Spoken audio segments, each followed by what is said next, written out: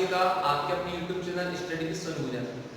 और दोस्तों आज हम देखने जा रहे हैं एडवांस मैथ का एक ऐसा चैप्टर मेंसुरेशन क्षेत्रीय विधि, जिसका बहुत ही इंपॉर्टेंट चैप्टर है और टॉपिक है, वो है आपका ट्रायंगल त्रिभुज। अब त्रिभुज जो है, त्रिभुज कितने प्रकार के होते हैं, ठीक है, त्रिभुज के बारे में हम डीपली पढ़ने वाले हैं और जब का टॉपिक है ट्रायंगल पूरा हम देखेंगे इस वीडियो में। तो आप मेरे साथ अंत तक बने रहें, वीडियो को पूरा देखें, कहीं न जाएं। इस वीडियो में आपका त्रिभुज जो है पूरा कंप्लीट हो जाएगा। तो दोस्तों हम बात कर रहे हैं त्रिभुज की। त्रिभुज मतलब जिसमें तीन भुजाएं हो, तीन भुजाओं से मिलकर बनने वाली आकृति त्रिभुज कहलाती है। इसको इंग्लिश में बोलते हैं ट्रायंगल। ट्रायंगल मतलब ट्रायंगल, जिसमें कि तीन एंगल हो, ट्रायंगल तीन, जिसमें तीन एंगल हो, वो है आपका ट्रायंगल त्रिभुज। जैसे कि मैं यहाँ पर एक आकृति बनाता हूँ दोस्तों, ये आकृति मैंने यहाँ पर बनाई है। तो इसमें जो है तीन भुजा है, तीन सरल भुजा है, तीन सरल रेखा है। इन तीनों रेखाओं को मैंने मिला दिया तो एक आपकी एक शेप बन गई, एक आकृति बन गई है। इसी को हम बोलते हैं त्रिभुज। क्या बोलते हैं इसको? हम त्रिभुज बोलते हैं। इसी को हम जो है त्रिभुज बोलते हैं और त्रिभुज को इस सिंबल से हम जो है डिनोट करते हैं। तो इसमें तीन रेखा होती है, तीन भुजा होती है, ए, बी और ये सी, ठीक है दोस्तों। तो इन तीन भुजा होती है, यहाँ पर जो है तीन एंगल होते हैं, ठीक है। इसको एंगल एक्स बोलते हैं, इसको एंगल वाई बोलते हैं, इसको एंगल जेड बोलते हैं, ठीक है दोस्तों। तो यहाँ पर तीन कोण होते हैं, तीन एंगल होते हैं, तीन भुजा होते हैं। तो त्रिभुज की डेफिनेशन ये है, त्रिभुज किसे कहते हैं? तीन भुजाओं से मिलकर बनने वाली आकृति त्रिभुज कहलाती है, जिसमें तीन कोण होते हैं। और दोस्तों इन तीनों कोणों का योग होता है 180। कितना होता है? 180 degree. x degree plus y plus z equal कितना होगा? 180। अब आप लोगों ने अभी तक पढ़ा भी है, समझा भी है कि तीनों कोणों का योग, त्रिभुज के तीनों कोणों का योग 180 डिग्री होता है। लेकिन वो क्या होता है आप लोगों को पता भी नहीं होगा, वो पता हो तो बहुत अच्छी बात है। तो हम देखते हैं कि 180 डिग्री हम सबको पता है, मालूम है कि त्रिभुज के तीनों कोणों का योग 180 डिग्री होता है। लेकिन क्यों होता है वो हम देखने वाले हैं। हमको प्रूव करना है कि इन तीनों एंगल का योग 180 डिग्री होता है। क्यों होता है? तो दोस्तों देखो, अगर मैं इस तरह यहाँ पर जो है एक लाइन खींच दूंगा, ठीक है, एक लाइन मैंने यहाँ पर खींच दी और इसको थोड़ा मैंने आगे बढ़ा दिया और इसको मैंने थोड़ा आगे बढ़ा दिया। इसको मैं नाम देता हूँ, ठीक है, कुछ भी इसको नाम दूं मैं, या फिर रेंडर का नाम बदल देता हूँ मैं, डी ई। तो एक एंगल यहाँ पर बन रहा है, एक अंदर बन रहा है, एक यहाँ बन रहा है। मैं इसको थोड़ा आगे बढ़ा दूंगा और थोड़ा इसको मैं आगे बढ़ा दूंगा। तो दोस्तों यहाँ पर जो एंगल y बन रहा है, तो वही एंगल यहाँ पर भी एंगल y बन रहा है। ये थ्योरम होती है ऐसी, जिसमें कि दो ग्रेड लाइन पर एक लाइन काटती है। तो ये दोनों एंगल जो होते हैं, ये होते हैं आपके संगत कोण। क्या होते हैं आपके? संगत कोण, जो कि यहाँ पर भी y का संगत कोण है। और संगत कोण क्या होते हैं? इक्वल होते हैं। तो यहाँ भी एंगल y बन रहा है, यहाँ भी एंगल y बनेगा। इसी प्रकार से यहाँ पर एंगल z बन रहा है, तो ये भी संगत कोण होता है, यहाँ भी एंगल z बनेगा, ठीक है। यहाँ भी जो है आपका संगत कोण है, यहाँ भी एंगल z बनेगा। इसके बाद में यहाँ पर जो आपको दिख रहा है एंगल x, तो इसके सामने जो एंगल होता है दोनों इक्वल होते हैं, क्योंकि ये होते हैं सिर से अभिमुख कोण। क्या होते हैं? सिर से अभिमुख कोण। और सिर से अभिमुख कोण जो है दोनों इक्वल होते हैं। तो ये 180 डिग्री का है, तो ये भी 180 डिग्री का। अब दोस्तों किसी भी सरल रेखा पर 180 डिग्री का एंगल बनता है, ये हम सभी लोग जानते हैं, पढ़ा भी हमने। ये पूरा जो होता है 360 डिग्री होता है। 180 नीचे, 180 नीचे और 180 ऊपर, 360। लेकिन किसी भी सरल रेखा पर जो है एक और बनेगा कोण, वो हमेशा 180 डिग्री होता है। तो दोस्तों यहाँ पर एक सरल रेखा होगी और इन तीनों को मैं प्लस कर दूंगा तो ये 180 डिग्री बनेगा। तो यहाँ पर किसका मान है? 122z। तो 100 degree plus y degree plus z बराबर 180 डिग्री आ गया।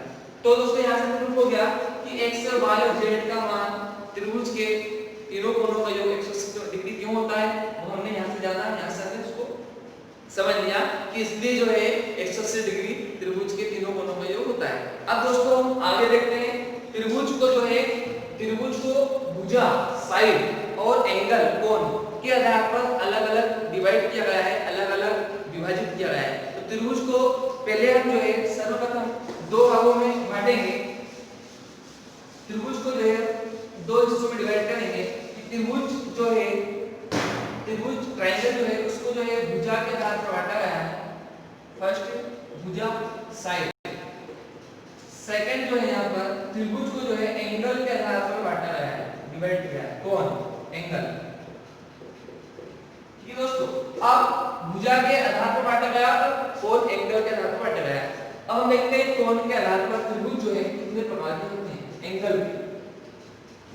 दोस्तों ये तो देखा त्रिभुज में तीन एंगल होते हैं, तीन कोण होते हैं, ठीक है।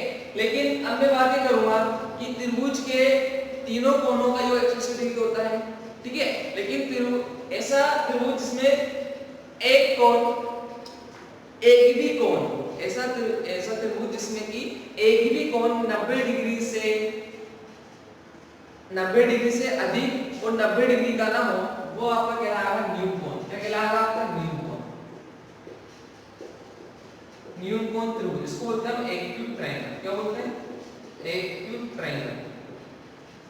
दोस्तों इसकी कंडीशन क्या है? इसमें एक भी कोण 90 डिग्री से अधिक का नहीं होगा और 90 डिग्री का भी नहीं होगा, वो आपका कहलाएगा एक्यूट ट्रायंगल, न्यून कोण। सेकंड कंडीशन ये है कि त्रिभुज में यदि एक कोण 90 डिग्री का है, एक कोण 90 डिग्री का है, तो आपका कहलाएगा समकोण त्रिभुज। क्या कहलाएगा? समकोण। जिसमें कि एक कोण हमें 90 का है, एक कोण 90 का है, तो आपका समकोण कहलाएगा। इसको हम बोलते हैं राइट एंगल। क्या बोलते हैं इसको? Right angle triangle. क्या बोलते हैं? Right angle triangle. ठीक है दोस्तों, तो न्यून कोण इसमें एक भी कोण समकोण ना हो, मतलब एक भी कोण 90 का ना हो और 90 से अधिक का ना हो, वो न्यून कोण। समकोण इसमें एक कोण 90 का हो, वो आपका समकोण। और दोस्तों तीसरा है आपका अधिक कोण, तीसरा है आपका अधिक कोण त्रिभुज। इसको हम बोलते हैं obtuse angle, obtuse angle triangle. इसकी कंडीशन ये है कि इसमें अगर एक कोण 90 से अधिक का है तो आपका अधिक कोण कहलाएगा। कंडीशन लिखता हूं यहां पे, क्या कंडीशन इसकी न्यून कोण की? कि इसमें एक भी कोण 90 से अधिक ना हो और 90 का ना हो, ठीक है। 90 से जो है इक्वल, नॉट इक्वल, और 90 से अधिक ना हो एक भी कोण। सेकंड क्या है? यहां पर जो है एक कोण 90 का हो, ठीक है, 90 डिग्री का हो एक कोण। और अधिक कोण क्या है? ऑब्ट्यूज एंगल क्या है? जिसमें एक कोण 90 से अधिक का हो। इसमें जो है आपका एक कोण 90 से अधिक का हो, एक कोण जो है आपका 90 से अधिक का हो। क्या हो? एक कोण आपका 90 से अधिक का हो। तो ये हमने जो है त्रिभुज को कोण के बेस पर डिवाइड किया है तीन भागों में, न्यून कोण, समकोण, अधिक कोण। न्यून कोण मतलब एक्यूट ट्रायंगल, ऐसा त्रिभुज जिसमें कि एक भी कोण 90 का या 90 से अधिक ना हो, वो आपका न्यून कोण, ठीक है। एक भी कोण 90 का या 90 से अधिक ना हो, आपका न्यून कोण।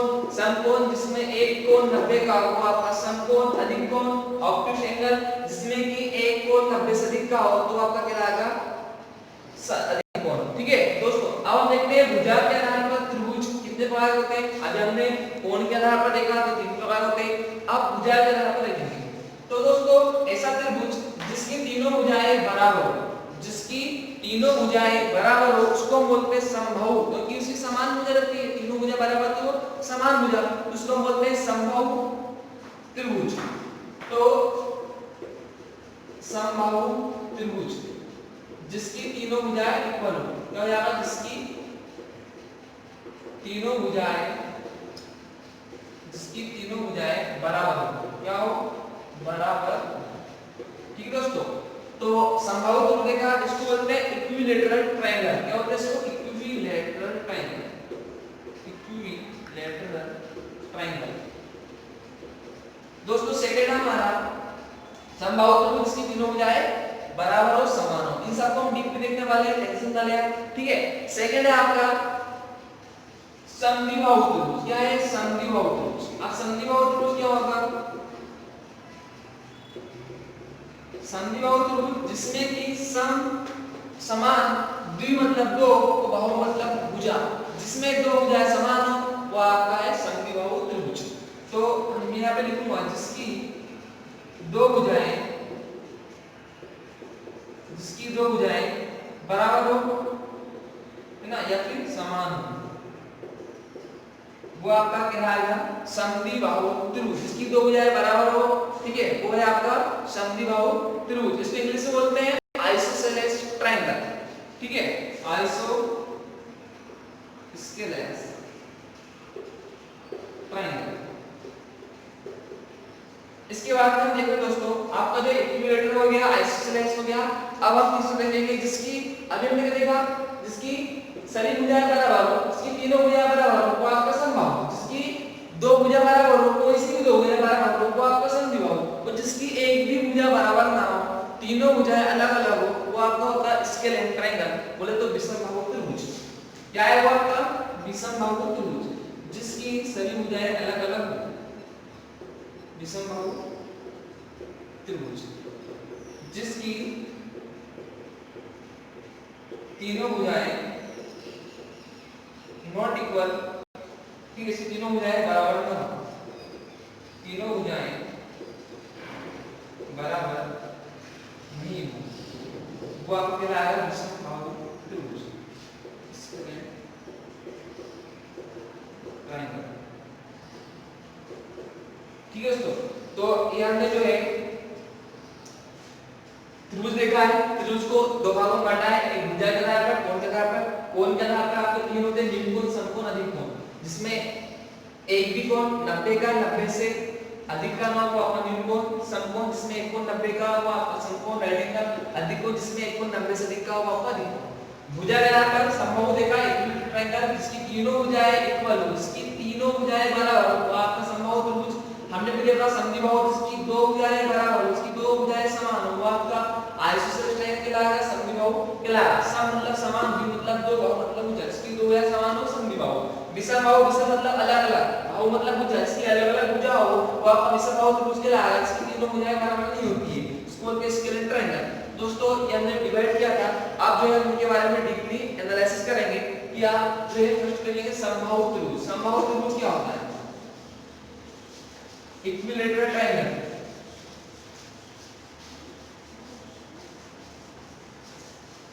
तो अभी जो है हमने ट्रायंगल को डिवाइड किया था साइड एंड एंगल के बेस पर। अब जो है हम फर्स्ट ट्रायंगल हमारा है इक्विलेटरल ट्रायंगल, समबाहु त्रिभुज।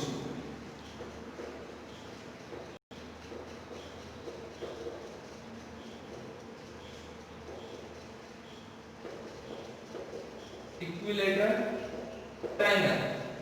अब समबाहु त्रिभुज, अभी हमने इसके बारे में देखा है, तो सम मतलब समान, बाहु मतलब भुजा, जिसकी तीनों भुजाएं समान हो, जिसकी सभी भुजाएं समान हो, वो आपका कहलाएगा समबाहु त्रिभुज, इक्विलेटरल ट्रायंगल। अब मैं एक शेप बनाता हूं, तो ये मैंने त्रिभुज बनाया, तो समबाहु की क्या डेफिनेशन है? इसकी तीनों भुजाएं समान हो, है ना।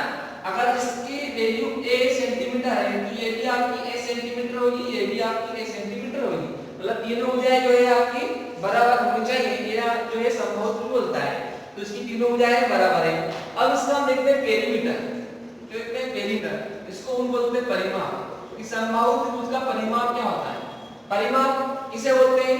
परिमाप मतलब उसके चारों ओर की जो बाउंड्री बना रहे हैं, उसकी लेंथ, उसकी लंबाई कितनी, उसको परिमाप बोलते हैं। अगर कोई व्यक्ति यहाँ पे खड़ा हुआ है, वो व्यक्ति इसके चारों ओर चल गया, ठीक है, यहाँ से यहाँ, ठीक है, यहाँ से यहाँ, तो यहाँ से यहाँ वापस घूम के आता है। अब उसने जिस व्यक्ति ने जितनी दूरी तय की है, उसी को हम बोलते हैं पेरीमीटर परिमाप। तो कितना चला? वो पहले a सेंटीमीटर चला, फिर a, कितना हो गया? 3a centimetre. और यहाँ पर a क्या है? भुजा की माप। यहाँ पर a बराबर क्या है? भुजा की माप है। यहाँ पे क्या है? भुजा की माप। तो क्या हो गया? परिमाप क्या हो गया? पेरीमीटर क्या हो गया? 3 into भुजा। क्या हो गया? 3 into भुजा, मतलब 3 भुजा जो है सेंटीमीटर, वो आपका परिमाप होगा ना। अगर आपसे किसी क्वेश्चन में समबाहु त्रिभुज का परिमाप पूछते हैं और अगर आपको भुजा पता है, तो भुजा का आप 3 से गुना कर दो, आपका आंसर आ जाएगा, ठीक है, पेरीमीटर आपका निकल जाएगा। तो ये था हमारा परिमाप, ठीक है दोस्तों। अब इसके बाद में समबाहु त्रिभुज का क्षेत्रफल क्या होता है, एरिया क्या होता है, वो हमको देखना है, ठीक है। तो हम देखते हैं क्षेत्रफल, एरिया। तो समबाहु त्रिभुज का क्षेत्रफल होता है 3/4 और साइड का स्क्वायर। ठीक है, तो होता है रूट लंबी 3/4 गुणित भुजा का स्क्वायर सेंटीमीटर स्क्वायर। जो भी आपको यूनिट दियो, सेंटीमीटर दियो, मीटर दियो, ठीक है, वो आप लिख सकते हो। तो ये जो आपका क्षेत्रफल होता है, यहाँ पर भुजा की मान क्या है, तो मैं इसको और बताता हूँ, ये √3/4 a का स्क्वायर। ये जो है आपका एरिया होता है समबाहु त्रिभुज का, और ये जो है समबाहु त्रिभुज की जो है आपके परिमाप होता है। इसमें एक और चीज है, समबाहु त्रिभुज का क्षेत्रफल हो गया, परिमाप हो गया। अब समबाहु त्रिभुज की ऊंचाई हमको देखना है। क्या देखना है? समबाहु त्रिभुज की ऊंचाई। अब समबाहु त्रिभुज की ऊंचाई क्या देखनी है हमें? अभी हम बात कर रहे हैं समबाहु त्रिभुज की। अभी हमने परिमाप देखा है, क्षेत्रफल देखा है, अब देखिए ऊंचाई। तो इसकी ऊंचाई होती है √3/2 इनटू साइड, ये सेंटीमीटर है, ठीक है। तो क्या है, कर्ण 3/2 गुणित भुजा। भुजा की मान पे क्या a, तो उसको कर्ण 3/2 इनटू a कर दूंगा। तो ये जो है आपका फाइनली हाइट आ गई आपकी, ये जो है आपकी ऊंचाई आ गई। तो ये समबाहु त्रिभुज का परिमाप देखा हमने, समबाहु त्रिभुज का क्षेत्रफल देखा और समबाहु त्रिभुज की जो हमने ऊंचाई देखी। दोस्तों ये था आपका इक्विलैटरल ट्रायंगल।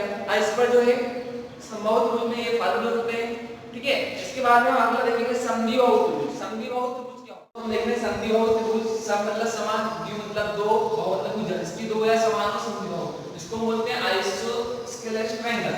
तो यहां पर जो है इसका डायग्राम बनाता हूं समद्विबाहु त्रिभुज का, जिसकी दो भुजाएं समान हैं, ठीक है। अगर इस भुजा की मान a सेंटीमीटर, तो एरिया जो है a सेंटीमीटर होगी, तो ये जो है आपकी अलग भुजा होगी 20 सेंटीमीटर। तो इसमें की दो भुजा समान हो आपकी समद्विबाहु त्रिभुज बन जाए। इसमें दो भुजा समान है, a सेंटीमीटर ये आपकी जो है 20 सेंटीमीटर होगी, ये भुजाओं की माप है। तो वही हम पहले इसका परिमाप निकालेंगे, पेरीमीटर। तो परिमाप क्या होता है, तो परिमाप अभी मैंने आपको बताया है कि उसके चारों ओर की लेंथ, उसके चारों ओर की दूरी, तो क्या हो जाएगी a + a + b, ठीक है दोस्तों। तो क्या हो गई ये 2a + b सेंटीमीटर, ठीक है। ये जो है इसका परिमाप हो गया। यहाँ पर क्या है, समान भुजा, तो मैं इसको और लिखूंगा 2 * गुणित समान भुजा प्लस असमान भुजा का योग, ठीक दोस्तों। तो ये जो है आपका परिमाप निकल गया, ये हम सेंटीमीटर में आएगा, ठीक है। यहाँ पर यूनिट कुछ भी सकती है, सेंटीमीटर, मीटर, जो आपको क्वेश्चन में दी। तो ये आपका जो है परिमाप हो गया, पेरीमीटर। अब इसके बाद में इसका क्षेत्रफल निकाल के, क्षेत्रफल क्या होता है, तो इसका क्षेत्रफल होता है b/4 √4a² - b² सेंटीमीटर। ये जो इसका समद्विबाहु त्रिभुज का क्षेत्रफल होता है, लेकिन मैं आपको ऐसा फार्मूला बताऊंगा, ठीक है। लेकिन इसका फार्मूला यही होता है b/4 √4a² - b², ठीक है। इसके बाद में इसकी ऊंचाई, समद्विबाहु त्रिभुज की ऊंचाई, इसकी ऊंचाई होती है, समद्विबाहु त्रिभुज का क्षेत्रफल हो गया, परिमाप हो गया। अब हम निकालेंगे इसकी ऊंचाई, ठीक है। तो ऊंचाई इसकी होगी √4a² - b²/4, ठीक है। ये सेंटीमीटर स्क्वायर रहेगा आपका, ये आपका सेंटीमीटर रहेगा। तो ये जो है इसकी ऊंचाई होगी। ये था आपका समद्विबाहु त्रिभुज, जिसमें हमने परिमाप देखा। इसका क्षेत्रफल होता है b/4 √4a² - b² centimetre square, 4a² - b²/4 centimetre. दोस्तों यहाँ पर b जो है असमान भुजा है, यहाँ पर क्या है, समान भुजा है, ठीक है। ये आपको ध्यान रखना है। ये था हमारा समद्विबाहु त्रिभुज। अब इसके बाद में हम देखेंगे विषमबाहु त्रिभुज, ठीक है दोस्तों। क्या देखेंगे, विषमबाहु त्रिभुज। तो ये हमने समद्विबाहु त्रिभुज देख लिया, इसका क्षेत्रफल, परिमाप और ऊंचाई। तो हमारा तीसरा नंबर का ट्रायंगल है विषमबाहु त्रिभुज। विषमबाहु त्रिभुज, ठीक है। विषमबाहु त्रिभुज क्या है, तो इसको बोलते हैं स्केलेन ट्रायंगल,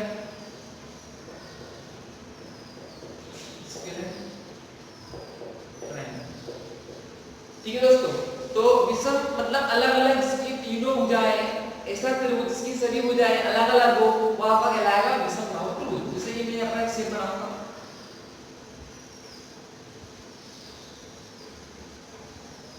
ये आपका इसका ये मिल जाएगा माप a सेंटीमीटर, इसकी b सेंटीमीटर, 60 सेंटीमीटर। अब इसकी जो है इस त्रिभुज की सभी भुजाएं अलग अलग है, ठीक है, इसकी वैल्यू अलग है, इसकी वैल्यू अलग है, इसकी वैल्यू अलग है, तो मतलब तीनों भुजाओं का मान अलग अलग हो गया, तो ये आपका हो गया विषम बाहु त्रिभुज। अब इसका हमको जो परिमाण निकालना है पेरीमीटर, तो इसका परिमाण क्या होगा, इसका परिमाण हो जाएगा a + b + c सेंटीमीटर, ठीक है, या मैं आसानी से बोल सकता हूँ तीनों भुजाओं का योग, तीनों भुजाओं का योग। यहाँ कुछ भी यूनिट दियो, सेंटीमीटर दियो, मीटर दियो, वो आपको जो क्वेश्चन में रहेगा पूरा क्षेत्रफल लिखते हैं। क्षेत्रफल क्या होगा इसका विषम बाहु का,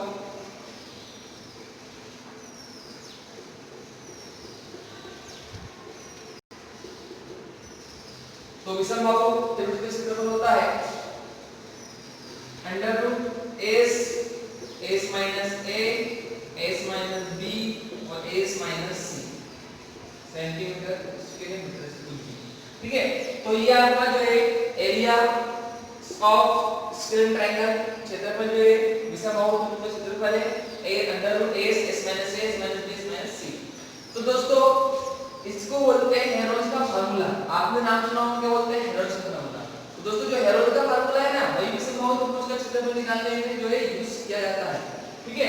तो अब क्या होगा यहाँ पर, अब जो है यहाँ पर s क्या है, तो s को हम बोलते हैं अर्ध परिमाप, क्या बोलते हैं अर्ध परिमाप, क्या बोलते हैं अर्ध परिमाप, मतलब जो परिमाप होगा तो उसका हाफ होता है s, तो s जो होता है अर्ध परिमाप, ठीक है। तो अब परिमाप कितना होता है, परिमाप आपका होता है तीनों भुजाओं का योग, कितना होता है आपका परिमाप, तीनों भुजाओं का योग जो आपका परिमाप होता है। अब तीनों भुजाओं का योग को मैं हाफ कर दूंगा, आधा कर दूंगा, तो वो आपका बन जाएगा अर्ध परिमाप। तो s की वैल्यू क्या है, s की वैल्यू है आपकी a + b + c का हाफ, और a b c क्या है भुजाओं की माप है, जो कि आपको क्वेश्चन में दी गई है, ठीक है। तो ये था हमारा दोस्तों विषम बाहु त्रिभुज स्क्वायर ट्रायंगल, इसमें हमने परिमाप देखा, क्षेत्रफल देखा और इसका अर्ध परिमाप देखा है। तो इस प्रकार से आप क्वेश्चन सोल्व कर सकते हो। तो अभी हमने जो है भुजाएं का यहाँ पर तीन भागों में बटा कर समबाहु, समद्विबाहु, विषमबाहु, इन तीनों के जो है स्ट्रक्चर सामान्य सूत्र देखे हैं। अब इसके बाद में एक जो है आपका ट्रायंगल, न्यूकोण, अधिकोण और एक आपका समकोण। समकोण बेहद इंपॉर्टेंट ट्रायंगल आपका, तो हम देखेंगे अब समकोण त्रिभुज क्या होता है, राइट एंगल ट्रायंगल। तो राइट एंगल ट्रायंगल की तो पहले एक कंडीशन है कि उसमें एक कोण 90 डिग्री का होना चाहिए, उसमें एक कोण 90 डिग्री का होना चाहिए, वहां जो है आपको राइट एंगल ट्रायंगल कहलाएगा, समकोण त्रिभुज कहलाएगा, ठीक है। तो मैं यहां पर लिखता हूं समकोण त्रिभुज, ठीक है। राइट एंगल ट्रायंगल क्या है, राइट एंगल ट्रायंगल। तो इसकी एक कंडीशन है, इसमें एक कोण 90 डिग्री का चाहिए, तो ये मैंने बनाया राइट एंगल ट्रायंगल समकोण त्रिभुज, इसमें कि एक कोण 90 डिग्री का आपको बन जाएगा, ठीक है। इसमें भी भुजाओं का माप अलग अलग होता है, 1 सेंटीमीटर, 2 सेंटीमीटर, 6 सेंटीमीटर। अब इसमें क्या है, जिस भुजा पर 90 डिग्री का कोण बनता है उसे हम बोलते हैं लंब, क्या बोलते हैं, लंब बोलते हैं, जिसे इंग्लिश में बोलते हैं परपेंडिकुलर, क्या बोलते हैं परपेंडिकुलर, ठीक है। अब जिस भुजा पर थीटा बनता है, ठीक है, उसको हम बोलते हैं बेस, आधार, क्या बोलते हैं आधार। और हमेशा समकोण के सामने वाली भुजा कहलाएगी आपकी कर्ण, हाइपोटेनस, क्या कहलाएगी आपकी कर्ण, हाइपोटेनस, ठीक है। तो जिस भुजा पर समकोण बनता है वो आपका लंब, और समकोण के सामने भुजा कर्ण, तो इन दोनों के बाद जो बची है वो आपकी कहलाएगी आधार, ठीक है। तो अभी हम देख रहे हैं इनका जो है परिमाप क्या होगा, समकोण त्रिभुज का परिमाप निकालते हैं, a + b + c सेंटीमीटर, ठीक है। इन तीनों भुजाओं का जो भुजा, ठीक है, a plus b plus c centimetre. ये जो है आपका परिमाप हो गया। अब इसका दोस्तों मुझे क्या निकालना है, क्षेत्रफल निकालना है। ये दिया तो क्षेत्रफल निकालना है आपका। जब भी आपको 90 डिग्री किसी भी आकृति में 90 डिग्री दिख रहा है तो वहां पर आपको जो है लंबाई इंटू चौड़ाई करना है, ठीक है। लेकिन यहाँ पर 90 डिग्री तो दिख रहा है लेकिन आगे 90 डिग्री नहीं है, तो क्या करूंगा, लंबाई इंटू चौड़ाई करूंगा। लंबाई क्या है आपका लंब और चौड़ाई बोले तो आधार, लेकिन उसको मैं 1/2 कर दूंगा तो इसका क्षेत्रफल हो जाएगा 1/2 लंब गुणित आधार। संपूर्ण त्रिभुज का क्षेत्रफल क्या है, 1/2 लंब गुणित आधार। अगर मैं इस आकृति को थोड़ा मैं आगे बढ़ाता हूं तो ऐसी आकृति जिसमें प्रत्येक कोण 90 का हो ना, ये 90 का हो गया, 90 का 90 का तो चतुर्भुज बन गया। तो इसका जो है क्षेत्रफल क्या हो जाएगा, लंबाई लंब गुणित आधार, लंबाई चौड़ाई। लेकिन इसकी हाफ है तो मैंने 1/2 कर दिया, ठीक है दोस्तों। इसलिए मैंने यहाँ पर जो है 1/2 किया है। तो अब आपका जो है क्षेत्रफल क्या होगा, 1/2 लंब गुणित आधार, परिमाप हो गया आपका a plus b plus c centimetre. अब अगर मैं इस समकोण का अर्ध खींचूंगा, ठीक है, तो इसको मैं नाम देता हूं b। तो इसकी जो लेंथ होगी वो होती है हाइपोटेनस की हाफ। क्या होती है, हाइपोटेनस की हाफ, ठीक है। जो कि हाइपोटेनस क्या करने का हाफ होता है, तो इसको नाम दे देता हूं a b c d। तो जो आपकी भुजा बीडी होगी, रेखा बीडी की लेंथ जो होगी वो ही करना 2 सेंटीमीटर, ठीक है दोस्तों। ये था आपका समकोण त्रिभुज, राइट एंगल ट्रायंगल। अब आगे हमने देखा है समबाहु देखा, समद्विबाहु देखा, विषमबाहु देखा और हमने देखा समकोण त्रिभुज। लेकिन एक त्रिभुज ऐसा भी आता है जिसमें एक कोण 90 डिग्री का होता है और दोनों भुजाएं समान होती है, उसको बोलते हैं समकोण समद्विबाहु त्रिभुज। मतलब समकोण भी है वो और समद्विबाहु भी है, वो जो है देखने वाले हैं दोस्तों। अभी मेरा क्या आपको समद्विबाहु त्रिभुज के बारे में बताना, ठीक है। समद्विबाहु त्रिभुज क्या है, इसमें दो भुजाएं बराबर हो, एक भुजा आपकी अलग, तो उसका जो मैंने अभी आपको समद्विबाहु बताया, समद्विबाहु त्रिभुज जैसे कि यहाँ पे ये बना है, तो अगर इसका माप a सेंटीमीटर है, इसका माप a तो ये दी होगी, आपको बन गया समद्विबाहु त्रिभुज। समद्विबाहु मतलब आइसोस्केलेस, ठीक है, क्या होता है वो आइसोस्केलेस। तो अब इसमें क्या है, इसका मैंने क्षेत्रफल निकालने का आपको फार्मूला लिखवा था। क्या लिखवा था आपको, लिखवा था b/4 √ 4a² - b², ये लिखवा था।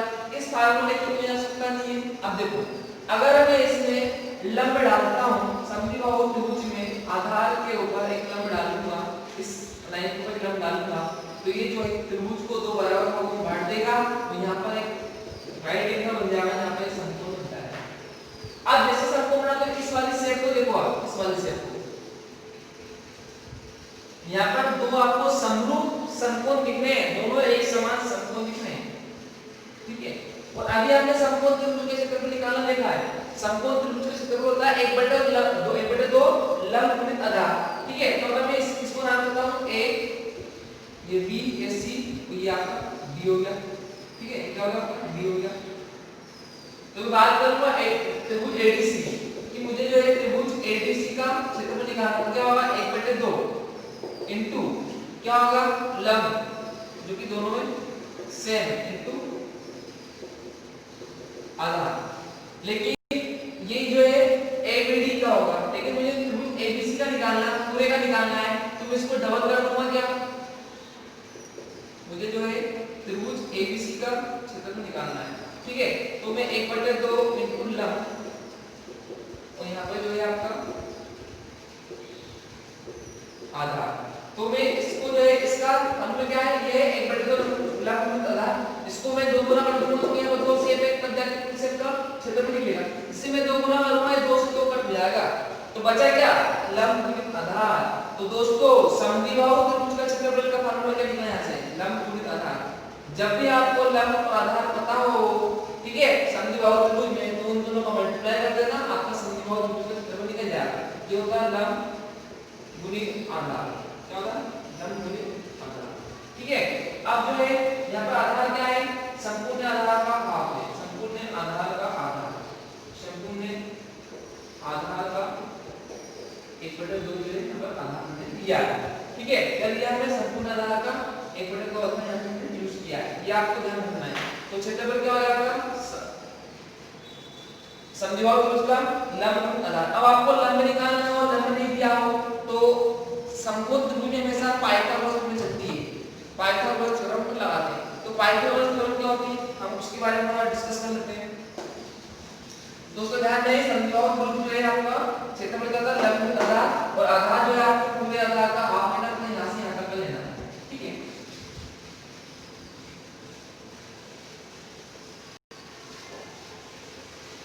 हम थोड़ी सी डिस्कस करते हैं पाइथागोरस थ्योरम के ऊपर। पाइथागोरस थ्योरम क्या होता है? पाइथागोरस जो प्रमेय है आपकी वो बोलती है कि करने का इसके बराबर लंब का स्क्वायर धन आधार का स्क्वायर। और पाइथागोरस थ्योरम हमेशा समकोण त्रिभुज में ही लगाई जाती है जिसमें कि एक कोण 90 डिग्री का हो, इसमें कि एक कोण 90 डिग्री का हो। तो ये आपका अभी आपको मैंने आपको बताया था कि ये आपका लंब हो गया, ये आपका आधार हो गया, ये आपका कर्ण हो गया, ठीक है। अब यहां से आपके दो तीन फॉर्मूले बन जाएंगे। अगर आपको सिंपली कर्ण निकालना है अपनी तो आप रूट लग जाएगी ऊपर, तो ये आपका लंब का स्क्वायर हो जाएगा और धन ये आपका आधार का स्क्वायर हो जाएगा। इसके बाद में और आपको लंब निकालना है तो इसका पक्षांतर कर दो, माइनस चले जाएगा, ठीक है। तो इस प्रकार से आपकी जो है पाइथागोरस थ्योरम होती है, ठीक है, जो कि आप जो है समद्विबाहु में यूज कर सकते हो, आप जो इसमें जो है लंब को निकाल सकते हो। तो अभी हमने देखा है समबाहु त्रिभुज, समद्विबाहु त्रिभुज, विषमबाहु त्रिभुज, समकोण त्रिभुज और अब इसके बाद हम देखने वाले हैं समकोण समद्विबाहु त्रिभुज। क्या देखेंगे दोस्तों? समकोण समकोण समद्विबाहु त्रिभुज। क्या देखना है? समकोण समद्विबाहु त्रिभुज। समकोण मतलब राइट आइसो स्केलेस ट्रायंगल, ठीक है। इसमें क्या है कि एक कोण 90 का भी होगा और दो भुजाएं समान भी होगी। तो ये आपका एक कोण 90 का हो गया, अगर इसकी माप a सेंटीमीटर है ये होगा, ये आपकी अलग की 20 सेंटीमीटर। तो ऐसी कंडीशन में अगर आपको समकोण समद्विबाहु त्रिभुज का क्षेत्रफल निकालना है तो आप बहुत ही आसान तरीके से निकाल सकते हो। कैसे? इसमें भी जो आपका लंब होगा ये क्या होगा दोस्तों? लंब होगा, ये आपका आधार होगा और दोस्तों ये आपका कर्ण होगा। तो जब ऐसी कंडीशन क्या करना है आपको? क्षेत्रफल निकालना है तो करने का स्क्वायर करना आपको, करने का स्क्वायर बटे 4। अगर आपको समकोण समद्विबाहु त्रिभुज में करने दिया हो तो क्षेत्रफल निकालना है तो करने का वर्ग करना बटे में 4 से भाग देना। अगर आपको कर्ण नहीं दिया है, लंब दिया है तो आपको जो है लंब का स्क्वायर करना है और 2 से भाग देना। अगर आपको कर्ण भी नहीं दिया हो, लंब भी नहीं दिया हो, लेकिन आपको आधार दिया हो तो क्या करना है? उसको आपको आधार का स्क्वायर करना है और जो है आपको 2 से भाग देना। तो इस प्रकार जो है समकोण समद्विबाहु त्रिभुज का आप जो है क्षेत्रफल निकाल सकते हो। दोस्तों आज हमने इस वीडियो में बेसिक फॉर्मूले ट्रायंगल के बारे में नॉलेज देखा, हमने जानकारी प्राप्त की है। अगले वीडियो में जो है त्रिभुज पर आधारित ट्रायंगल बेस्ड क्वेश्चन में लाऊंगा जिसमें कि मिक्सअप क्वेश्चन देंगे, सभी प्रकार के त्रिभुज पर क्वेश्चन देंगे। तो अभी हमने इसके फार्मूले देखे, बेसिक स्ट्रक्चर देखा है, तो आपको वीडियो अच्छी लगेगी, आप इसे जो है